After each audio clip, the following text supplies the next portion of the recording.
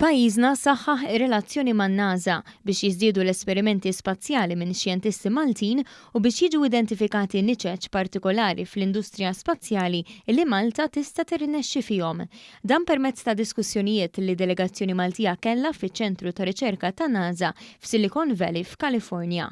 Id-delegazzjoni Maltija kienet tinkludi lil professur tal-Università ta' Malta, Joseph Borg, li kien responsabbli għall-ewwel esperiment spazjali ta' Malta bil-programm Malet u s-Segretarju Parlamentari għar-Riċerka u l-Innovazzjoni Keith Azzopardi-Tanti. Fil-programm Malet intbagħtu ċelloli tal-ulċeri ta' saqajn ta' persuni bid-diabete fl-Istazzjon Spazjali Internazzjonali. F'dan l-isfond komplew id-diskussjonijiet biex tissaħħaħ l-isħubija eżistenti bejn din l-istituzzjoni u akademiċi bażati f'Malta. Hawnhekk intlaħaq ftehim biex jintbagħtu riċerkaturi Maltin fuq apprentistat ta' 6 xhur man-NASA Gene Lab f'Kalifornja biex ikun organizzat bootcamp dwar is-suġġetti tax-xjenza mill-istess istituzzjoni f'Malta u kif ukoll biex in-NASA torganizza konferenza f'pajjiżna.